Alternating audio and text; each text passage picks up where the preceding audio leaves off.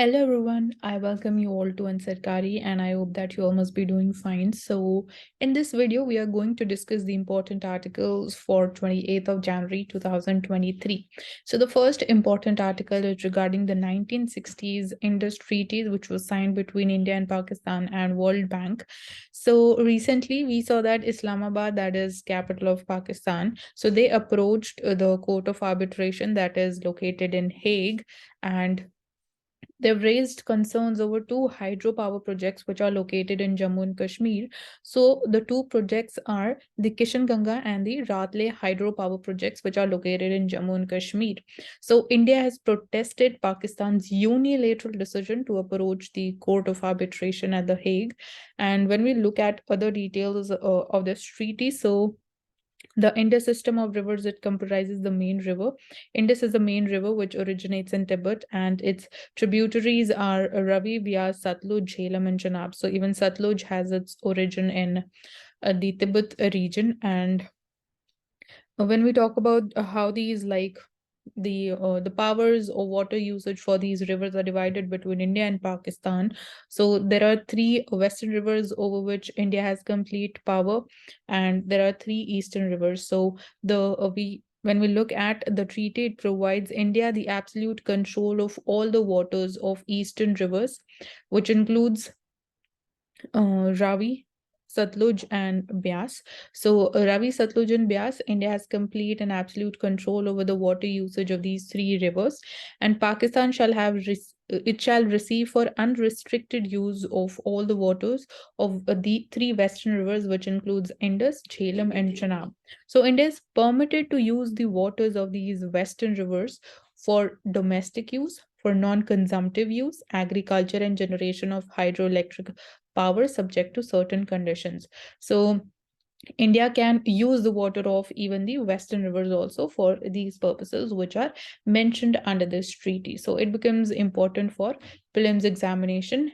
And let's move forward.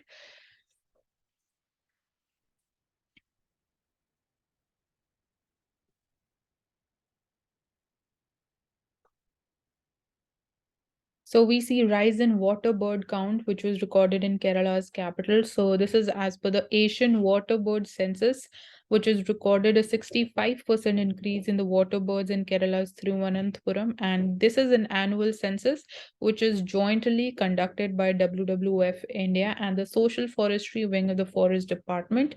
So this is there. And when you try to have a look at what wetlands are located in Kerala. So it includes the Pover Estuary and the Panchkari Velayani wetland complex. So it is located there. So it becomes important again. Now coming to the editorial page, here we'll be talking about the moral and the intellectual crisis in the economic policies of India. So it is an extremely important article. Please pay your full concentration while we are analyzing this article.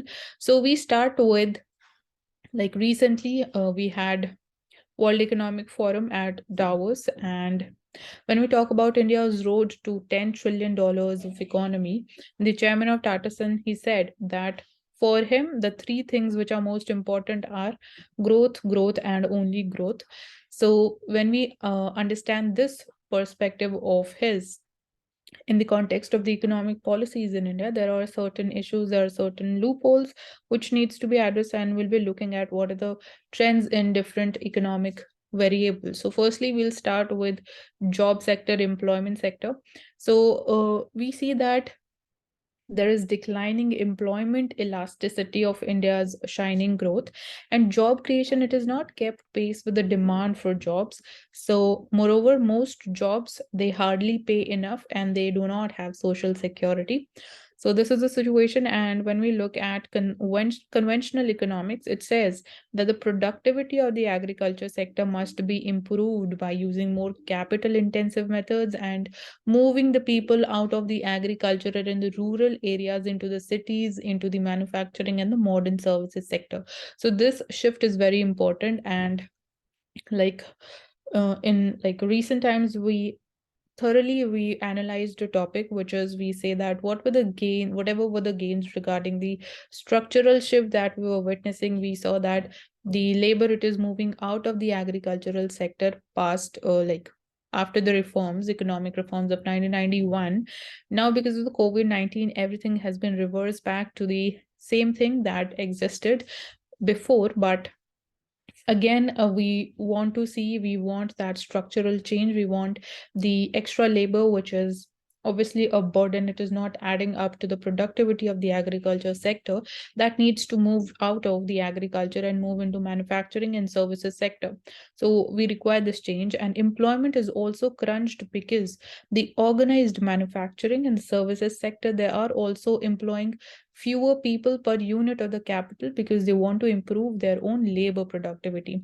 So when we talk about the capital to output ratio, that is also one thing. And when we have basically less number of capital per unit of output, obviously that would show that there is high efficiency and there is high productivity. So even when these sector in the organized sector, when we look at the manufacturing and the services sector, so they try to employ less labor, because when they employ less labor per unit of the capital, so that would lead to enhancement in the productivity and also reduction in the cost for these firms. And right now we are seeing that IT firms are increasing the layoffs, so even that is adding up to the pressure in the unemployment sector. So Indian economy's main problem is the large size of its informal sector and the small scale of its enterprises. So we see major dominance of the informal sector and MSME sector in case of enterprises. So the business models, they are changing their forms of the large enterprises, and they're creating more informality of employment. So like this informality, instead of reducing, we are seeing a change which is leading to increase in informal employment, which we can say it leads to outsourcing of the work. We are seeing increase in contract employment. We are seeing the rise of gig economy. So all this is informal, and this is rising with time. And also when we have a look at the economies of scale, earlier we used to talk about there must exist economies of scale. So even that is changing to economies of scope. And these are the major changes that are happening in the employment sector. And when we talk about India's employment policies, so India's formal sector cannot create enough good jobs, and the form of the Indian economy must be changed. So there being too few women in the workforce is another area which requires attention. And with more women in the workforce, the economy is definitely it would grow faster. And this distorted view of the economy, it ignores the reality. So more Indian women, they have been working outside their homes to earn money than any other country perhaps. So when we compare the situation with other countries, India is in a better position.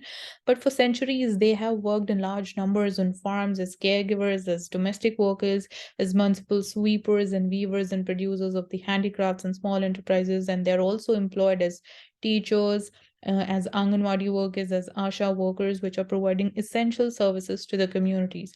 So the role of a woman is definitely important, but we need to push more, and we need to ensure that women participation in the workforce increases. And even when we ensure this thing, but the actual problem, the core problem, it would not be solved by merely increasing the woman participation rate. So that needs to be addressed. So the main problem, as we started with, is that we have the formal sector of India.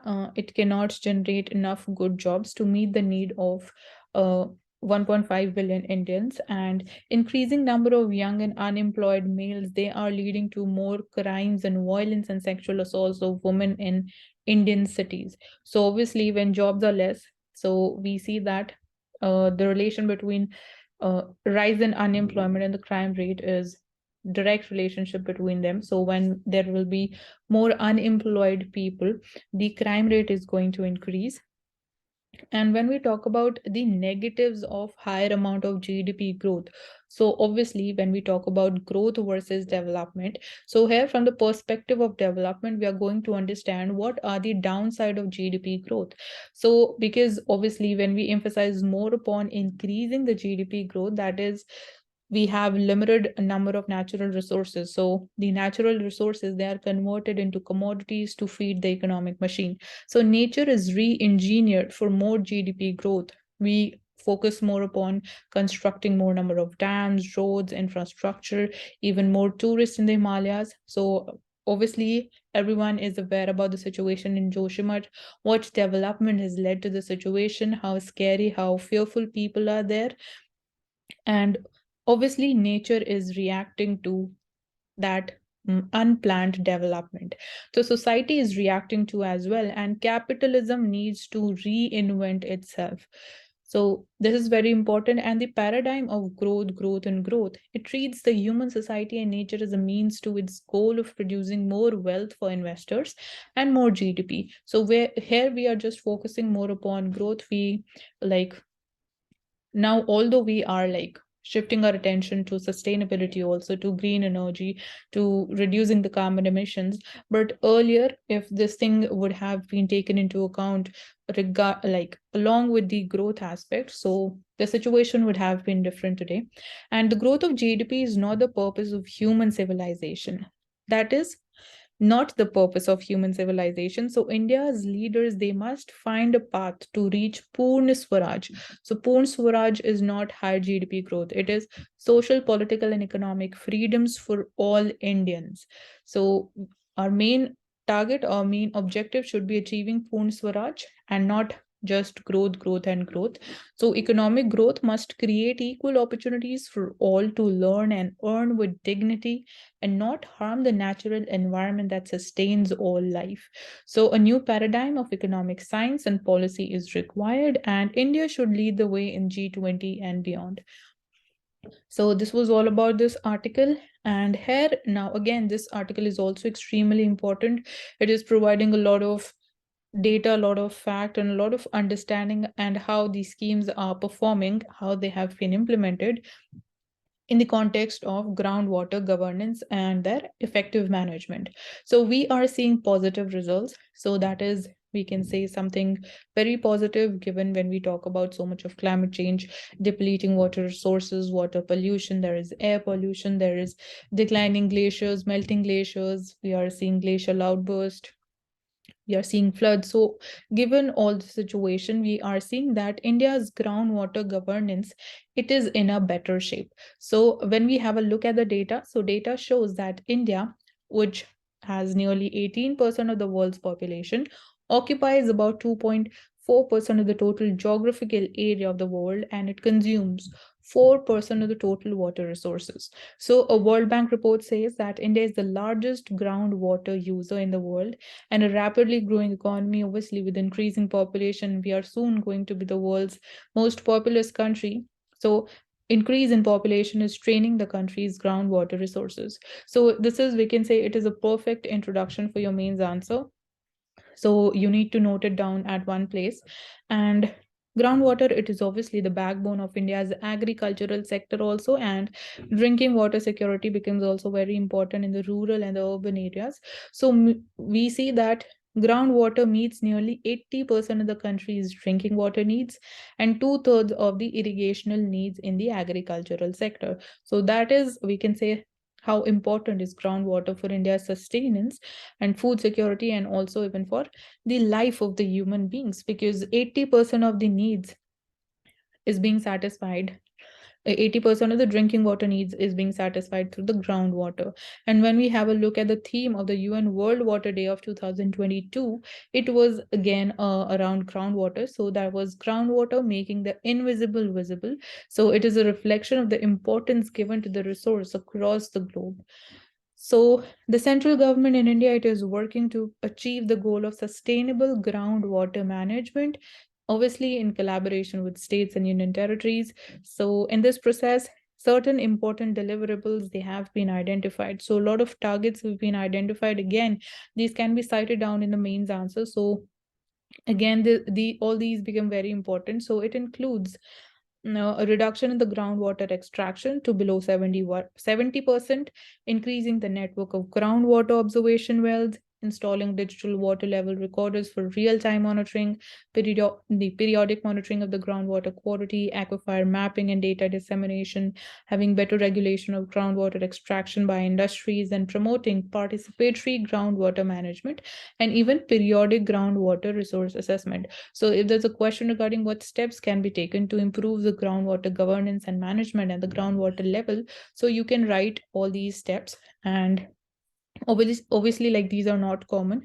uh, Everyone knows about the common points, but this thing can make your answers different. And also, when we have a look at what steps have been taken by the government to ensure the same, so we saw that in May 2019 government created the Ministry of Jal Shakti. Specifically, obviously, it is regarding all about water management. So this was to give impetus to the management of the water resources with special focus on demand and supply management, realizing the importance of the community participation. Also, we launched the Jal Shakti Abhiyan, and that was subsequently to transform Jan Shakti into Jal Shakti through asset creation and rainwater harvesting and extensive awareness campaigns. So that is another step. And we have other schemes like Atal Bhujal Yojana. We have National Project on Aquifer Management. So the Atal Bhujal Yojana, Bhujal means groundwater, and it looks to inculcate the behavioral change made possible by incentivization. So that is the objective of it. And when we talk about the National Project on Aquifer Management, so it is like almost nearing its completion. So it envisages the mapping of the subsurface water bearing geological formations to help gather authentic data. And like dynamic groundwater assessments will be done annually now, and groundwater estimation committee has been formed. So you can find out more about this committee, and this will be revising the assessment methodology periodically. And a software which is named as India Groundwater Resource Estimation System, which is INGRESS, it is also being developed. So according to the latest assessment, there has been a 3% reduction in the number of overexploited groundwater units and a 4% increase in the number of safe category units as compared to 2017. So we are seeing the results of all these steps and programs and schemes being undertaken by the central government, and obviously they are working in cooperation with the states and union territories. So we are seeing the results, and there was an improvement in groundwater condition in 909 units also. So implementation of the comprehensive groundwater guidelines has also been issued in 2020. So these guidelines becomes extremely important. They can directly come up in prelims.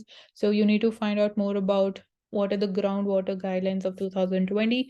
So they have made the process of issuing, the government has also made the process of issuing the no objection certificate transparent, and which has been done in a time-bound manner using a web-based application. So this has been made transparent, and India reflects the spirit of cooperative federalism through the results that we are seeing today in managing this precious resource that is groundwater. And we need more sustainability. Obviously, with rising population, the demand is going to increase. So to keep things sustainable, it becomes important that we pay attention to ensure that it is sustainable in future, in longer term. So it is important to ensure source sustainability to provide safe drinking water to all the rural households by 2024. So this is the target under the Jal Jeevan mission. And the groundwater resource assessment report of 2022 shows a brighter future for the groundwater situations in the country as the initiatives taken by various governments have begun yielding the results. So we are definitely seeing the results when we have a look at the data. So this is a new beginning, and steps must be taken to make India a water surplus nation. So which will definitely fulfill the objective of the key United Nations SDG goal, that is water for all. So again, I'm emphasizing that this is an extremely important article. Everything has been given at one place. You're not going to get it anywhere else. So please note it down at one place and keep revising things periodically. And let's move forward. So, like, as we are seeing that Adani stocks, they are crashing, they are free falling. So the several political parties, they are now demanding that RBI and SEBI should probe the charges against the Adani group. So the Hindenburg research, it has accused the Adani group of brazen stock manipulation and accounting fraud. So these are the allegations that has been leveled against Adani group. So these needs to be investigated. And when we talk about the exposure of LIC and SBI to the Adani firms, we see that it will also have implications for the country's financial stability and the crores of depositors, because obviously banks, specifically LIC and SBI, they have majorly a huge exposure towards the Adani group. So they have lent funds to Adani. So that's why obviously it would create, we can say, financial instability, because the amount is huge. So it definitely requires investigation. And as we were seeing, we were talking about in the beginning about the Indus Water Treaty. So here, according to Article 9 of this treaty, it deals with the settlement of differences and disputes. So there are basically three mechanisms that are listed under Article 9 of this treaty, which includes, firstly, the first step is permanent Indus Commission. So you can work within this permanent Indus Commission, which has a delegation of water experts that meet regularly. So first, this is the first point of dispute resolution, and second is consulting a World Bank appointed neutral expert. So that is the second step if things are not sorted out during the first process. And thirdly is you can approach the permanent court of arbitrage, but Pakistan has directly approached the permanent court of arbitrage. So this has been like highlighted by India, and obviously India does not agree to this step by Pakistan. And talking about 130 model villages in the eastern border area. So this is like, as of now it has been proposed, but you can think of what can be the features of a model village specifically in a border area. So when we talk about the border situation, specifically when we are having disputes with China, so the whole problem, it stems from the fact that border between India and China in Sikkim and specifically in Arunachal, it is not clearly demarcated. So that is the main problem. So there are different perceptions about the line of actual control, which leads to escalation at times in these regions. And we are going to translocate 12 more cheetahs from South Africa to Kuno National Park, that is located in Madhya Pradesh. And so this has been finalized. Talking about the world news, we are seeing that the West Bank, that is, you can talk about the Palestinian territory. So West Bank is on the edge after Israeli raids, and there are rocket attacks that were conducted by Israel. So Israel says it would stop these airstrikes if a Palestinian militants, they halt their rocket attacks. So even few time ago, like we saw that there were rocket attacks by both the sides. So now again the situation has escalated, and fighting broke out after an Israeli operation in a Jenin refugee camp. It killed 9 people. So after that we saw that things escalated and there were airstrikes conducted by both the parties. And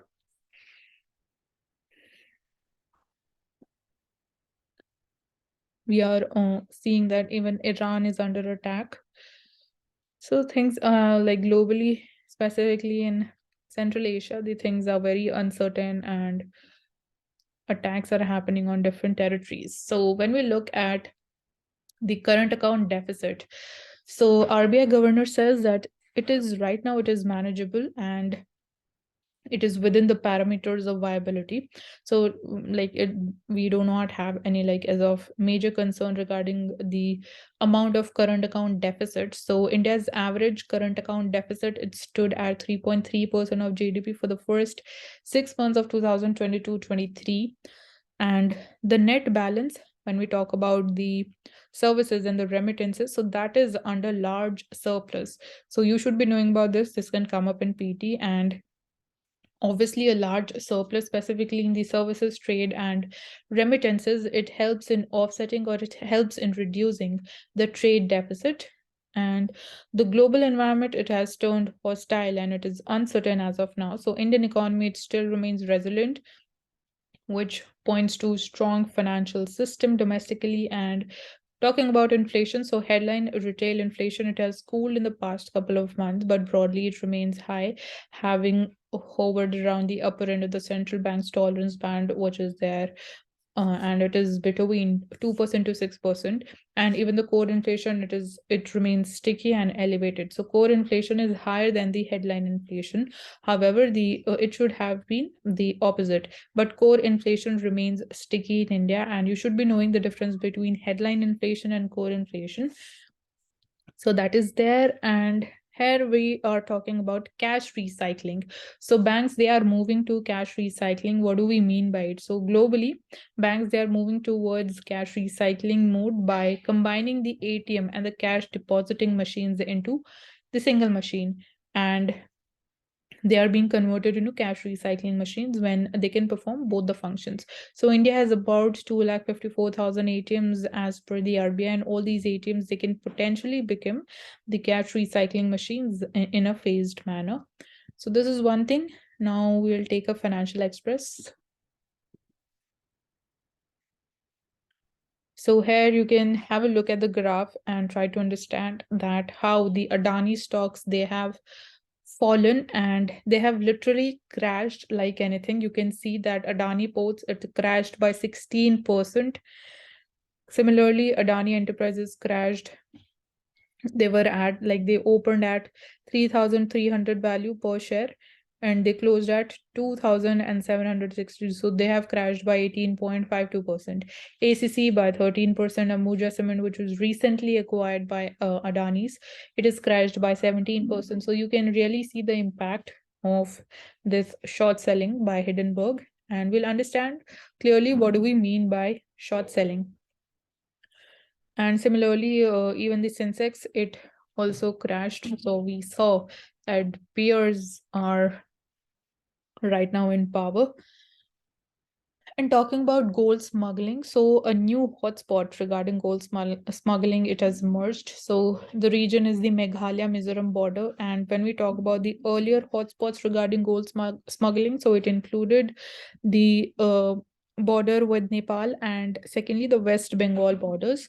But now we are seeing a new hotspot emerging, which is the Meghalaya-Mizoram border. And we see that around the smuggled gold, it is sold at 3 to 4% lower price than the cash market in Mumbai. So an estimated 100 ton of gold has been smuggled into India in the last 6 months. And government's like hiking of import duty from 12.5% to 15% was primarily to curb the gold imports. But despite that, smuggling has increased. So we are seeing that black market has grown in the context of gold when government was trying to reduce and restrict the imports of gold in India, because India is one of the largest importer of gold. And talking about the agricultural sector, like as we were discussing it in the editorial also, so our Union Minister of Road Transport and Highways has to say that till the time this 12%, that is the contribution of the agriculture and the allied sector to the GDP, it does not go beyond 24% of GDP, that there are difficulties in making India Atmanirbhar Bharat. So obviously it is important, firstly, that the contribution of agriculture and the allied sector into the GDP must increase, and the extra labor, that when we talk about disguised unemployment, so that labor needs to move out of the agricultural sector, and then only we can say that it will be possible to make India truly Atmanirbhar. And again, this article is very important. So here, again, we're talking about several aspects regarding economy. So this article, we can say it is a conversation with Pranab Sen. So he was a former chief statistician and a former chairman of the National Statistical Council. So he says that India, like from an average annual unemployment rate, which was around 3%, we are now seeing that it is permanently moved up to 6.5% and beyond it. So this is the first data that our unemployment rate, it was like the average rate was around 3%, and now it is permanently increased up to 6.5% and plus.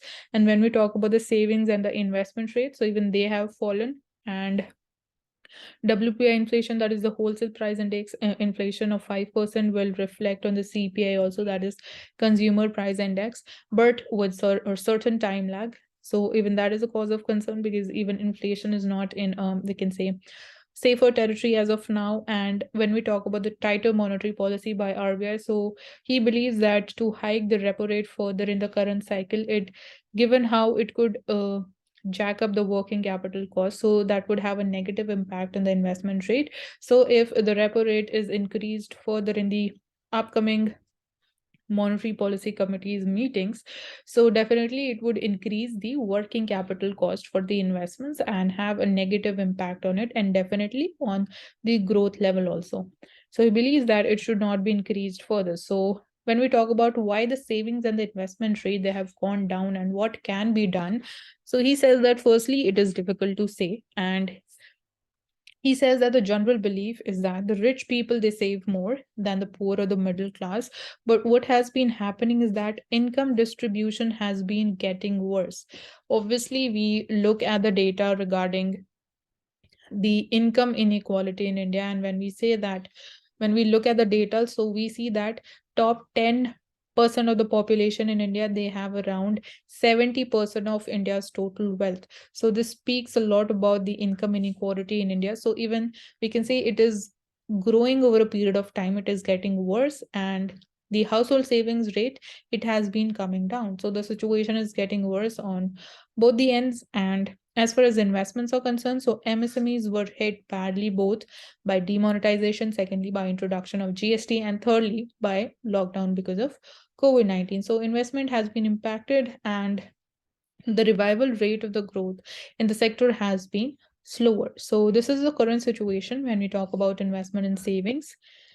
And when we talk about his view on discussion around the unemployment and the jobs data. So again, he's been emphasizing that agriculture is absorbing more people than it did in the past. So because of reverse migration due to COVID-19 pandemic, we saw that the agricultural labor has increased, and it means that we are not being able to absorb our labor force productively enough. Because if people are like adding up more to the agricultural sector, definitely that the productivity is declining, and the even the contribution of agricultural sector is not increasing, so that remains stagnant. So it is showing that we are not productively enough absorbing our labor force. So again, we need that structural change to happen. We need more people to move out of agriculture towards manufacturing and services sector. So over time, the number of jobs created per GDP growth, it has kept on falling. And when we talk about the delay in the census exercise, so that is obviously impacting the policy making. So he says that it impacts each and everything, because the data that we are using, it comes from surveys that are based on the census. And obviously the data that we are using right now, it has already become 12 years old, because we are obviously using the 2011 census data and the findings and the results. And obviously the population distribution after that, it has changed dramatically. So but right now we do not have any other choice to use anything else, because we just have one option, that is the 2011 census. So this exercise, obviously delay in it is impacting the economy. And then he talked about inflation and his expectation on interest rates, so that we've already discussed in the beginning. And wheat prices, they fall 10% as government steps in. So government is going to supply more of wheat from its buffer stock, so that obviously with increase in supply we see decline in the prices. So that is the mechanism how it is working. And when we talk about the Food Corporation of India's wheat stock of 15.7 million ton against the buffer norm of 13.8 million tons for January 1, so like we are having more amount of buffer stock than the norm of 13.8 million tons.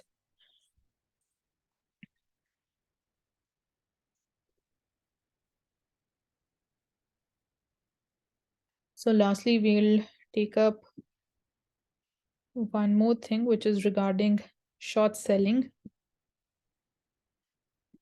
Okay, so short selling, is it good or bad? So we'll obviously understand the meaning of short selling. So it is obviously in the context of the capital market, the share market. So see, one simple mechanism is that you can simply go ahead and buy the shares. You can hold them for a longer time period, or for like few hours or few minutes or few seconds, and then you can sell them off. So it is like you first buy and then sell. That is obviously the natural process of buying things. But in stock market, you have another option, that you can first sell your shares and then later on you can buy them. I know it is like very difficult to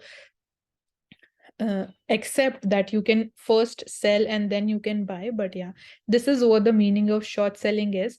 If you expect that the prices are going to fall or they are going to crash, so you can first sell the shares and then you can later on buy them once the price has fallen. So obviously you will be earning a profit when you are selling at a higher price. Let's say you are selling it at rupees 500 and then you are buying it once the price has fallen to rupees 400, so you get a profit of rupees 100 per share.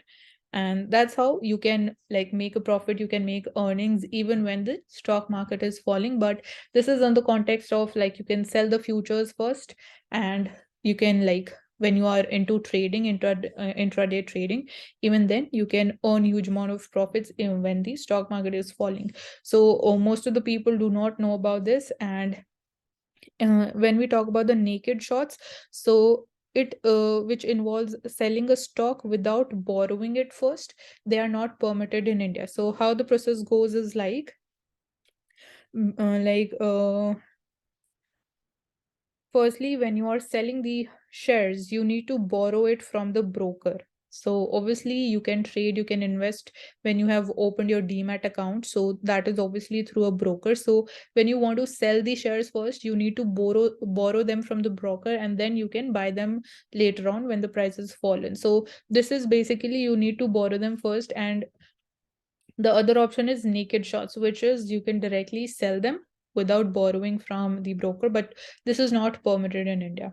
So that is a clear meaning. I just took this topic up because you should be clear with the meaning of this, since this is a news, so it might be possible that it can come in prelims. So that's it for today. Thank you for joining in, Sarkari, and I hoped you've understood each and every point. And you'll also get the PDF link in the description box. And do not forget to subscribe our channel, hit the like button, and share this video as much as possible. Thank you so much for joining us today.